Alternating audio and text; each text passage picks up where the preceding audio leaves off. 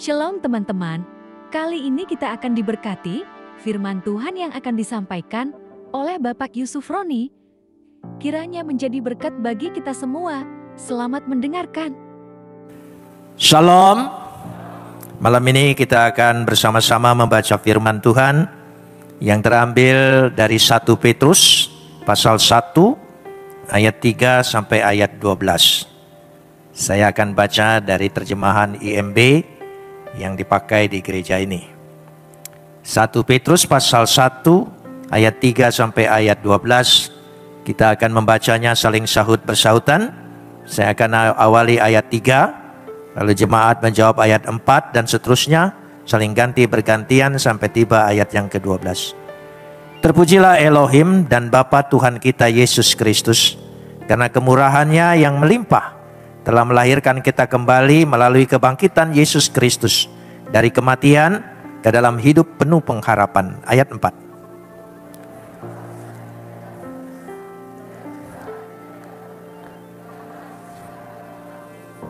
Kamu dipelihara dalam kuasa Elohim melalui iman kepada keselamatan dan siap dinyatakan pada akhir zaman.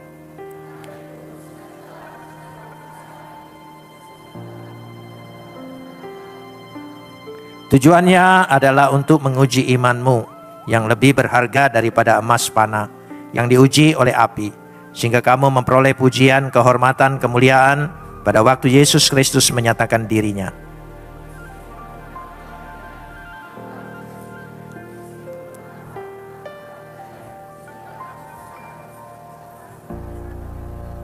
Dan kamu mencapai tujuan akhir imanmu, yaitu keselamatan pada jiwa-jiwa.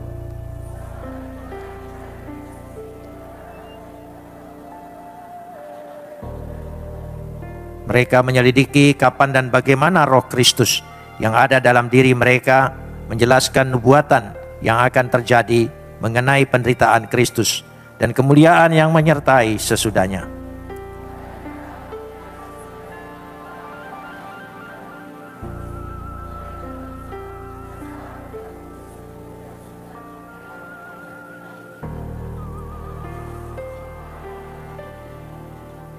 Kapot leha Adonai Elohenu kapot leha. Segala kemuliaan ya Adonai Tuhanku, kemuliaan bagimu. Saudara-saudara yang dikasihi Tuhan, dari perikop yang kita baca adalah pengharapan yang hidup.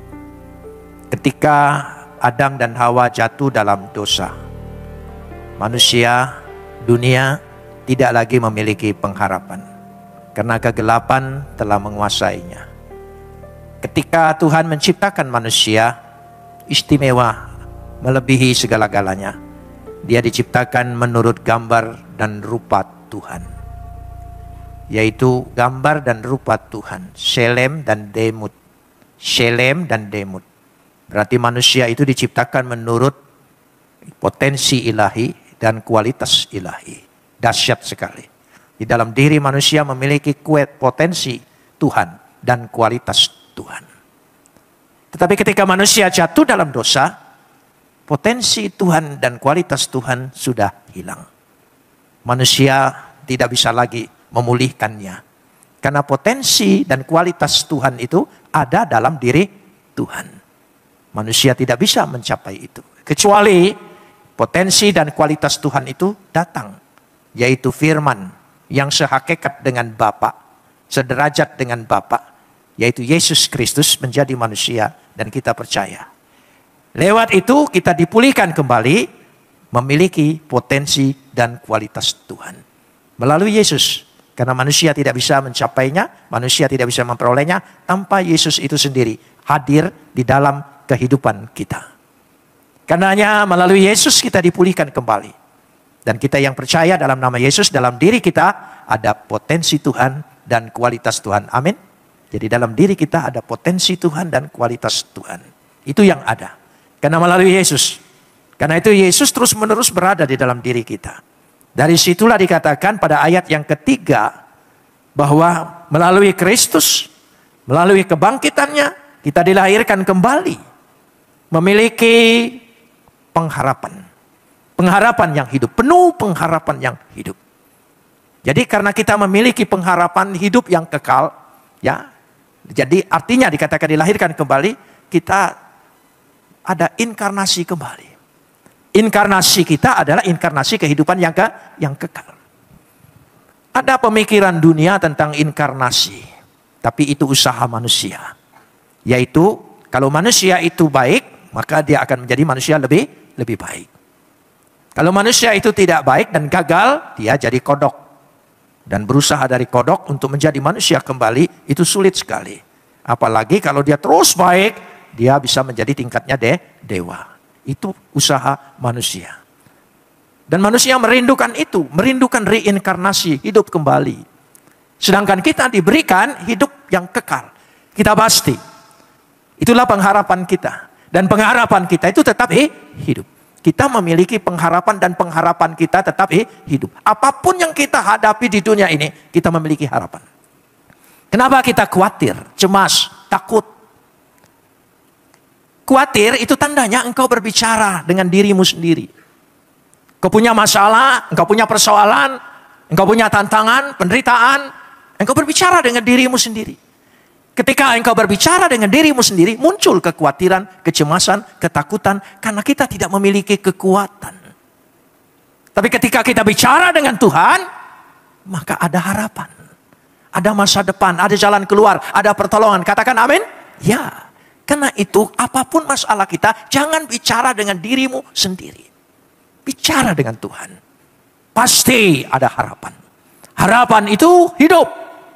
Dan pasti, sekali lagi, harapan itu pasti. Berarti ada kepastian bagi kita. Pasti beroleh hidup yang kekal. Di dalam hidup ini kita pasti punya harapan. Karena Tuhan selalu hidup dengan harapannya di dalam kehidupan kita. Sehingga apapun yang kita hadapi, kita pasti beroleh jalan keluar. Katakan amin. Ini penting sekali. Karena itu disebut pengharapan. Itu ayat yang ketiga. Sehingga dikatakan melalui kebangkitan Kristus Yesus itu, nanti di rumah bisa baca Efesus pasal 2 ayat yang ke-6. Saudara bisa melihat di situ bahwa itulah kelahiran yang dikatakan. Sebab melalui kelahirannya, kelahiran kembali kita itu, melalui kebangkitan Kristus, kita beroleh kepastian itu. Kebangkitan Kristus mendatangkan kehidupan yang kekal. Kasih karunia. Sehingga roh Tuhan itu membimbing kita. Dan hidup kita penuh pengharapan. Pengharapan kita selalu hidup. Katakan. Pengharapanku selalu hidup. Sekali lagi katakan lebih keras. Pengharapan kita selalu hidup. Jadi tidak boleh putus asa. Kita dilarang putus asa. Putus asa tandanya engkau tidak yakin dengan pengharapanmu. Apalagi putus asa sampai bunuh diri. Enggak boleh. Kenapa tidak boleh? Gak usah bunuh diri. Nanti juga mati. Iya. Karena itu selalu ada pengharapan. Tidak boleh putus asa. Putus harapan. Kita selalu ada harapan. Amin. Hidup ini memang menghadapi tantangan. Banyak masalah, banyak persoalan. Makin hari bukan makin ringan.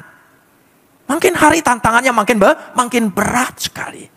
Tapi percayalah, jangan dirisaukan tantangan dan rintangan itu. Jangan terpaku dengan itu. Tapi bergantung kepada Tuhan. Karena dengan bergantung kepada Tuhan, kita memiliki harapan. Amin. Itu penting sekali. Yang kedua, Petrus. Saudara yang berbicara ini Petrus. Padahal Petrus itu rasul yang paling mudah putus harapan. Mudah kecewa. Mudah mundur. Bahkan pernah menyangkal Yesus. Tapi setelah dia dibaharui dan melihat kebangkitan Yesus, dia berubah sama sekali. Dia berubah. Rasul yang luar biasa berubahnya. Dari orang yang ragu-ragu, dari orang yang bimbang, dari orang yang mudah putus asa.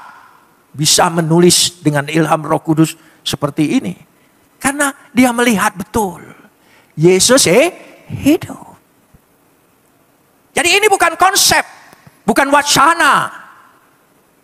Ini adalah sebuah kesaksian dari sebuah peristiwa. Alkitab itu peristiwa. Alkitab itu bukan dogma. Bukan ajaran. Alkitab itu peristiwa. Jadi kalau kita membaca peristiwa itu, dan peristiwa itu bukan hanya momentum, tapi momen. Bukan hanya terjadi sekali, dia bisa terjadi berulang-ulang kali. Karena Tuhannya tetap hidup, Tuhan yang sama, Tuhan yang kekal, Tuhan yang berkuasa, Tuhan yang tidak berubah, amin. Hidup. Apa yang dialami oleh semua peristiwa-peristiwa itu pertolongan Tuhan. Bagaimana Tuhan menuntun, membimbing, memberikan jalan keluar kepada umatnya. Itu selalu berulang. Sampai hari ini, sampai kedatangan Kristus kedua kalinya. Dia tetap. Yang kedua, kita lihat ayat yang keempat. Ayat yang keempat. Yang pertama, hidup penuh pengharapan. Tolong pikir, hidup penuh pengharapan. Dan pengharapanmu selalu hidup. Hidup penuh pengharapan dan pengharapanmu selalu hidup. Yang kedua, ayat yang keempat. Ayat yang keempat kita lihat. Untuk menerima apa? Warisan yang tidak dapat binasa, tidak bercela, tidak dapat pudar, yang telah dipersiapkan bagi kamu di surga. Warisan. Terjemahan lain agak sedikit ringan. Bagian. Enggak. Kita ini warisan. Kenapa? Warisan itu pasti. Warisan itu hak. Kalau bagian, kemurahan. Tapi kalau warisan itu hak. Kenapa hak? Karena kita adalah anak. Dan Tuhan kita adalah ya Aba, ya Bapa. Jadi hubungannya antara anak dengan Bapa. Ada garis darahnya. Kenapa? Karena darah Kristus telah dihisapkan kepada kita. Makanlah tubuhku, minumlah darahku. Jadi kita adalah anak. Amin. Saudara ahli waris, saya akan sapa Anda. Hai ahli waris sorga. Amin saudara. Ya ahli waris. Pasti dapat bagian sorga kan? Ya. Pasti masuk sorga. Dan nanti kita bakal ketemu di sana. Pasti bakal ketemu. Saudara tidak mau ketemu di sana? Ya kita bakal reuni YHS Makassar. Ya saudara, amin. Ya kita reuni di sana. Ya, tapi kalau saudara mau duluan silakan. Nah, gitu ya, saya tidak keberatan, saudara ya. Nah, jadi kita akan reuni. Saudara ingat kita mau mereuni nanti? Ya, tolong ingatkan saya. Tidak susah cari saya di sana. Ya, di mana dekat Yesus pasti di situ ada saya, saudara. Amin, saudara. Ya, semua kita. Karena kita adalah ahli waris. Jadi yang pertama hidup penuh pengharapan, hidup pasti menerima warisan. Jadi ini ahli waris sorga semua. Ya, tidak usah berebut. Dikatakan warisannya itu dahsyat. Perhatikan ayat yang keempat. Kita simak dengan baik. Simak dengan baik firman Tuhan. Ya, karena firman Tuhan itu adalah pekerjaan Roh Kudus. Alkitab ini adalah karya Roh Kudus. Jadi setiap engkau membaca firman Tuhan, Roh Kudus bekerja di atasnya. Ya, karena itu saya tidak mau memberikan motivasi. Saya menyampaikan firman. Dikatakan di situ ayat yang keempat untuk menerima warisan yang tidak dapat binasa, tidak bercela dan tidak dapat pudar, yang telah tolong sambung dipersiapkan apa? Yang dipersiapkan bagi siapa? Bagi aku. Di mana? Di surga. Amin saudara. Loh, itu kepastian. Jadi harapan. Yang kedua adalah kita ini semua menerima warisan. Hidup untuk menerima apa? Warisan. Nah, warisan. Yang ketiga, kita lanjutkan. Ayat yang kelima. Ayat yang kelima, kita simak dengan baik, baca dengan baik. Kamu, tolong sambung, dipelihara apa? Dalam kuasa Tuhan. Ya, dalam kekuatan Tuhan. Sehingga sampai zaman akhir. Kita ini sudah tidak kuat. Jangankan menanggung beban orang lain. Beban kita sendiri. Sebagai suami, sebagai istri. Wah, itu dahsyat saudara. Saya bulan April nanti menikah 55 tahun. Ya, 55 tahun. Kalau kekuatan saya, barangkali sudah 100 kali cerai kali. Tapi karena kekuatan Tuhan. Ya, kenapa? Setiap kali. Ya namanya suami istri pasti ada pertengkaran, menjengkelkan. Rasanya udah berakhir aja lah. Daripada capek hidup. Ya kan pernah mikir, gak usah sok rohani. Loh, ya kita juga capek, aduh kenapa aku sampai terjebak dengan dia. 55 tahun menikah. Sampai hari ini saya tidak ngerti, siapa dia? Kenapa? Dia maunya menang terus. Ya, aku gak pernah tahu. Gak pernah ngertiin, kenapa? Karena wanita itu misteri. Makhluk yang luar biasa saudara. Kenapa sampai tidak tahu? Karena waktu Hawa diciptakan, Adam tidur. Itu. Jadi dia tetap misteri. Jadi saudara yang nikahnya di bawah 55 tahun, gak usah sok tahu. Gak bisa. Itu wanita keramat. Loh iya, kenapa wanita keramat? Saya ingin saksikan. Waktu saya berada dalam penjara, ya, saya pindah-pindah penjaranya, dipindah-pindahin. Sebab di sini periksa, sana, periksa. Ya, selama 6 tahun dipindah-pindah. Akhirnya dipindahkan di Kalisosok. Di Kalisosok saya tinggal di rumah sakit penjara. Di penjara itu ada rumah sakit. Ada lapangan sepak bola. Hebat, saudara. Silakan masuk penjara. Loh ya, ya sudah. Ya, jadi saya tinggal di rumah sakit, bantu dokter. Kebetulan 2 dokter ini semua anak Tuhan. Ya, saya diminta bantu. Saya bantu, saya bikinin daftar pasien. Ya, abjadnya, segalanya, minta kartunya, dibuat seperti dokter di luar. Jadi dibuat, jadi penyakitnya apa, tensinya waktu ini apa, semua dibuat. Sudah, jadi dicatat semua. Nah, sudah. Dari jam 9 pagi, rumah sakit itu sampai jam 2 siang. Dari hari Senin, hanya sampai hari Kamis. Jumat, Sabtu, Minggu, libur. Saya punya waktu, saya minta izin dengan dokter. Dok, boleh enggak saya ingin wawancara dengan narapidana dan semua kriminal ini, ya boleh. Nah, itu di Kalisosok diizinkan. Jadi dari jam 2 sampai jam 4 saya diizinkan wawancara. Jadi saya mulai bagi dulu kelompoknya dari penjahat yang besar, yang sedang, yang kecil. Saya tanya semua, apa sebab sampai ketangkap? Kenapa sampai ketangkap? Kan Anda sudah tahu penjahat, kan pasti lebih pintar melarikan diri, tapi kenapa ketangkap? Di luar dugaan jawabannya rata-rata, saya durhaka dengan ibu saya durhaka dengan istri saya. Akhirnya saya berkesimpulan, 2 wanita ini keramat, saudara. Ibumu dan istrimu. Jangan coba-coba mengkhianati dia. Ketangkap nanti, saudara ya. Ini 2 wanita keramat. Nah, karena itu kita punya kekuatan Tuhan. Kuasa Tuhan, kuasa Elohim dikatakan di situ. Kuasa Tuhan ada dalam diri kita, sehingga kita bisa mampu melewatinya apapun. Apa rahasianya? Ketika kita menikah, kita diberkati oleh siapa? Jangan bilang pendeta ya. Jangan bilang pendeta, itu hanya perantara saja upacaranya. Kita diberkati siapa? Tuhan. Ya, kita dipersatukan oleh siapa? Oleh Tuhan. Jadi ketika ada masalah, ada persoalan di dalam rumah tangga, kekurangan ekonomi, dan segala sesuatu, percaya, apapun ketika kita ingin putuskan seolah-olah tidak mampu lagi, aku diberkati Tuhan. Dan ketika kita berbicara, sudah berpikir mau cerai, aku dipersatukan oleh siapa? Oleh Tuhan. Pasti Tuhan selamatkan rumah tangga kita, amin? Ya, selamat. Sekarang sudah 55 tahun. Tuhan berkati. Tuhan tolong. Yang keempat, hidup dalam sukacita. Ayat yang ke-6. Karena itu apa? Bersukacitalah. Sekalipun sekarang ini untuk seketika kamu berduka cita oleh berbagai pencobaan. Karena sukacita Tuhan sudah menguasai kita. Jadi ketika ada cobaan, tantangan, rintangan, kenapa diizinkan Tuhan? Supaya kita mengalami betul-betul ada sukacita sorga dalam hidup kita. Amin? Ya. Siapa yang tidak berduka cita ketika ada penderitaan? Siapa tidak berduka cita ketika kita ada masalah?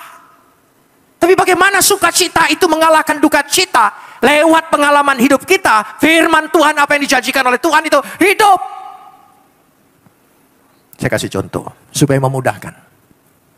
Ketika saya berada dalam penjara, itu saya ditangkap bukan oleh polisi, Kop Kamtib, Laksus zaman dulu, tangkap dulu, tidak boleh besuk, tidak boleh apa-apa. Ya, setiap dipindahkan dari RTM, pindah Surabaya, pindah sana, pindah lagi Surabaya. 2 kali saya dipindahkan ke Surabaya. Padahal tidak ada kasus di Surabaya. Dipindahkan supaya tidak heboh di Jakarta. Saya diborgol. Diborgolnya itu bukan begini. 1 borgol di tangan saya, 1 borgol di tangan petugas. Jadi kami berdua diborgol. Saya bergerak, dia bergerak. Saya jalan, dia jalan. Sama-sama terus seperti itu. Kuncinya dipegang oleh komandannya. Kita sudah. Di pesawat.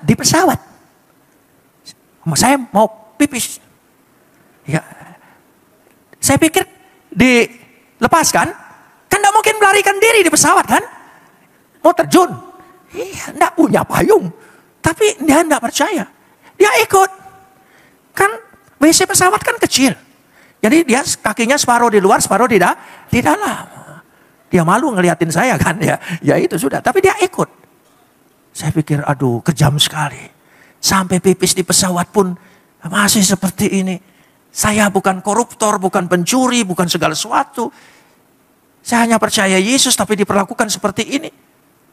Ketika saya berpikir seperti itu, Tuhan memberikan sukacita. Apa? Tuhan ingatkan, kamu tahu arti borgol itu. Kesana kemari dia ikut. Itu artinya Immanuel, Tuhan beserta kamu. Baru saya senyum.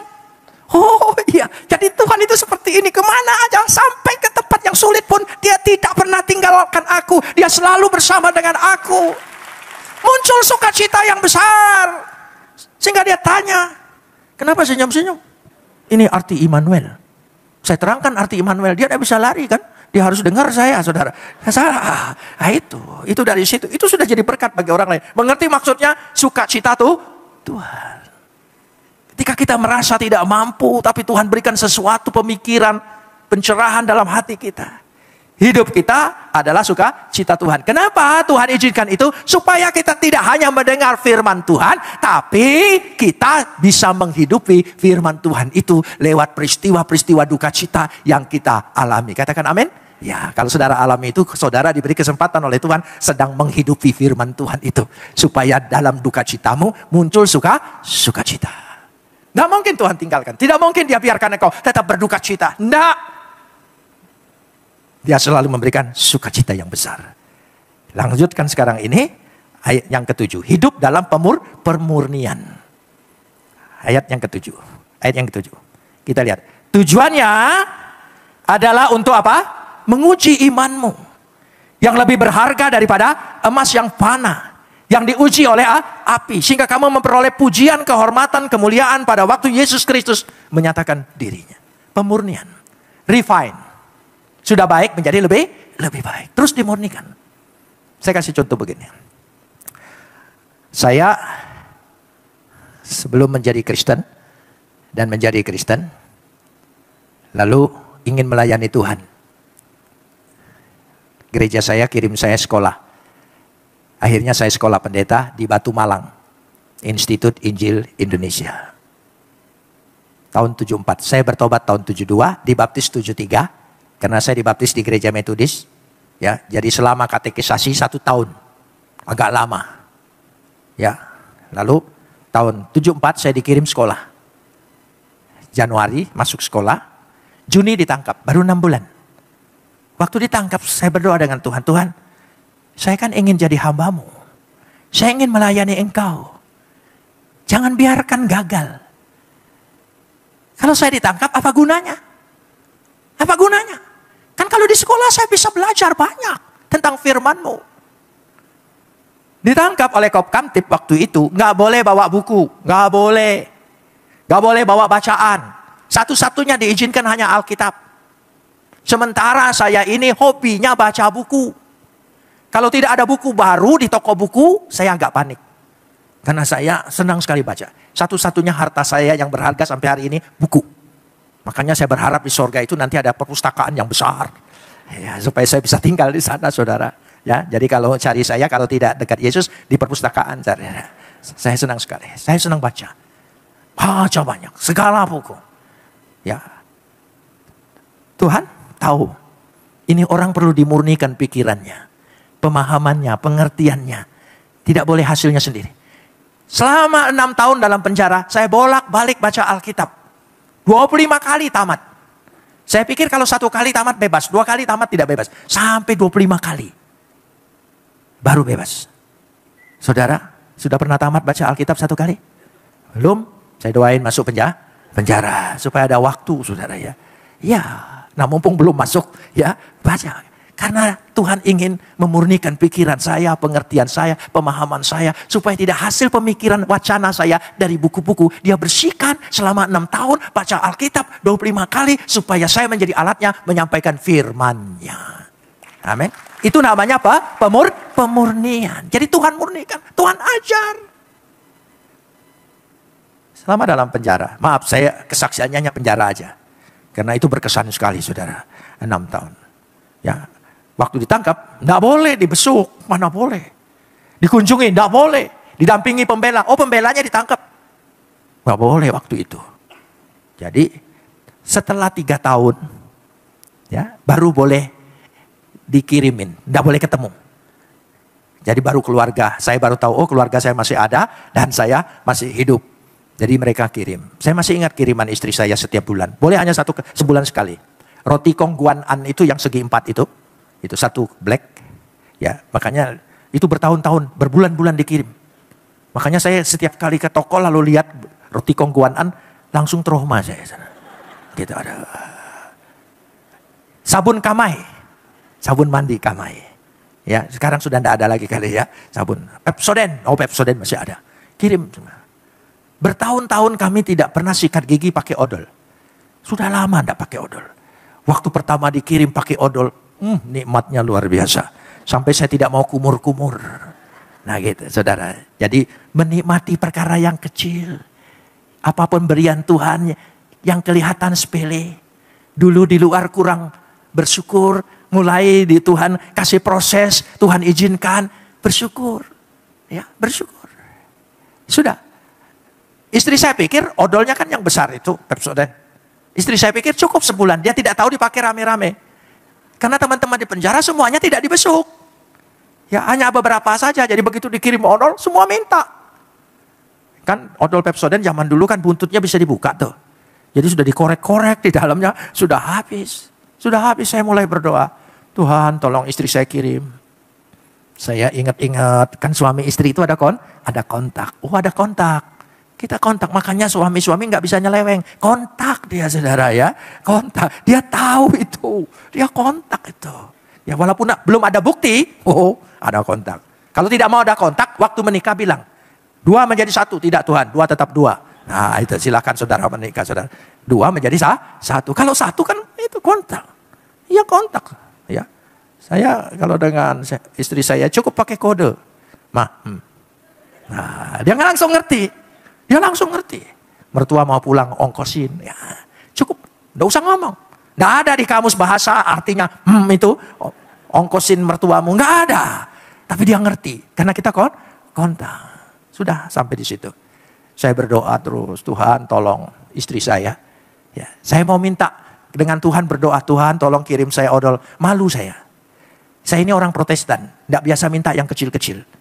Mintanya selalu gede-gede gitu saudara ya. Doa syafaat selalu minta yang besar. Jadi saya enggak, Tuhan minta masa dengan Tuhan cengeng minta ada. Jadi mau menyebut odol tuh agak sungkan. Tuhan minta odol lah. Gitu supaya dia ngerti ya sudah. Tapi saya berharap istri saya kirim. Ada kiriman dari jam 9 pagi sampai jam 2 siang. Itu waktu besuk. Ini saya kasih tahu, siapa tahu nanti ngalamin jadi sudah tahu jadwalnya. Gitu. Jadi sudah dari sana jam 2 selesai. Jam 2 sampai jam 4 masih ada harapan, siapa tahu titip di kejaksaan. Ya, saya punya teman baik seorang pengacara yang sering datang ke Surabaya. Kalau dia singgah di Surabaya, dia suka titip uang buat saya di kejaksaan. Yaitu Aden Bang Buyung Nasution, Adenan Buyung Nasution. Selalu dia kirim 20.000 zaman dulu cukup besar. Jadi dari jam 2 sampai jam 4 saya imanin, Bang Buyung kirim, Bang Buyung kirim, Bang Buyung kirim. Sampai jam 5, kami semua sudah harus mandi, masuk kamar, apel, mulai diperiksa oleh petugas. Berapa di kamar? Saya bilang 3, saya kepala kamar. Karena ditahan lebih lama, jadi kepala. Saudara, jadi kalau mau jadi kepala di penjara, tahan lebih lama gitu saudara. Tuh, ya, jadi saya jadi kepala. Ya, saya bilang 3 cukup, ya sudah. Itu tanggung jawab saudara. Jam 7 malam, pintu kamar saya dibuka. Ada orang baru ditangkap masuk. Dia lihat sana, lihat sini. Mungkin saya tidak terlalu kriminal mukanya. Jadi dia berani dekat saya, dia bilang, kok boleh enggak saya numpang tidur dekat sini? Oh boleh. Saya pinjamin tikar, saya pinjamin bantal. Saya banyak tikar dan bantal, warisan dari yang bebas-bebas. Itu gunanya ditahan lebih lama. Ya, jadi bisa terima warisan. Makanya kalau ditahan, jangan sebentar-sebentar ya. Lama sedikit, menikmati. Sudah. Jadi terus dia bilang, kok titip ya. Dia buka tas plastiknya. Ya, saya buka. Isinya odol. Odol semua. Nggak ada yang lagi, saya kaget. Saya tanya, kok ini odol semua? Masa? Dia juga kaget. W punya toko. Waktu W ditangkap, W gugup. Dia pikir dia masukin sabun, masukin sikat gigi, saking gugupnya, odol saja yang dimasukin. Dia kasih ke saya. Saya tidak pikir Tuhan ngabulkan doa saya lewat orang yang baru ditangkap untuk kirim tidak pernah terpikir oleh saya. Makanya jangan ngatur Tuhan. Percayalah, Tuhan tepat waktunya, caranya dia lebih tahu. Pasti dia mengabulkan doa kita. Amin. Di situ saya belajar. Belajar bukan hanya teori beragama, teori iman. Bukan rumus-rumus iman. Mengalami hidup beriman itu, amin. Untuk mengalami hidup beriman, kita harus menjalani semua yang Tuhan izinkan terjadi dalam kita adalah pelajaran iman yang dahsyat. Katakan amin, beri kemuliaan bagi dia. Itu iman. Sehingga dengan demikian, ya, iman kita menjadi nilainya lebih tinggi. Terus menerus, tidak boleh statis. Ya, sehingga terus dengan demikian. Lalu hidup pada ayat 8 dan 9, hidup dalam rahasia Tuhan. Meskipun belum melihat, tapi percaya. Percayalah, saatnya nanti kita muka dengan muka ketemu di Tuhan Yesus. Katakan amin. Ya, ketemu. Walaupun kita tidak lihat, kita lihat lukisannya, gambarnya. Oh, nanti dia lebih indah dari segala-galanya. Lebih indah. Beda dengan foto editan di Facebook. Kelihatannya aja bagus, saudara ya. Ataupun apalagi di TikTok. Ya, itu hanya editan semua, saudara. Tapi kenyataannya tidak seindah itu. Tapi Yesus lebih indah kenyataannya dari segala-gala apa yang kita bayangkan. Amin. Kita berjumpa dengannya. Bahagianya luar biasa. Sukacita luar biasa. Yang terpenting Rasul mengakhiri ayat-ayatnya. Itu semua diilhamkan oleh Roh Kudus. Karena Rasul-Rasul itu menyaksikan. Alkitab itu kesaksian. Luar biasa. Peristiwa. Kisah, historis, sejarah. Semua kitab suci ini sejarah. Ada tokohnya, ada sejarahnya, ada bandingannya. Kaisarnya siapa, rajanya siapa. Semua ada. Disebutkan di situ. Kota-kotanya juga disebutkan. Bukan hayalan. Makanya satu-satunya kitab suci yang punya peta Alkitab. Mau terjemahan apa saja, dia ada apa? Ada petanya. Sayangnya jemaat Tuhan jarang buka peta. Sampai lengket petanya dari sejak dibeli sampai berakhir. Tidak pernah dibuka. Ada petanya. Artinya dia adalah peristiwa. Semua yang Tuhan berikan adalah peristiwa. Katakan peristiwa. Hidup kita peristiwa bukan? Peristiwa. Dalam peristiwa hidup kita, Tuhan hidup dalam kehidupan kita. Amin. Dia hidup. Mari kita berdoa. Oke teman-teman, terima kasih Tuhan Yesus memberkati.